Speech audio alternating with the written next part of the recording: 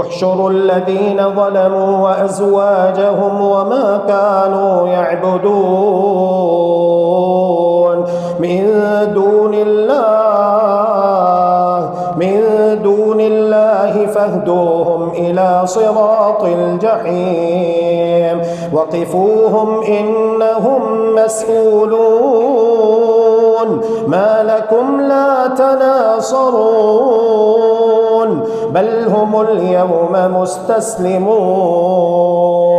وأقبل بعضهم على بعض يتساءلون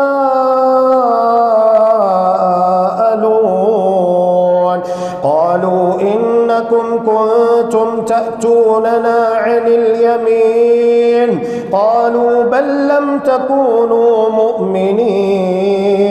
وما كان لنا عليكم من سلطان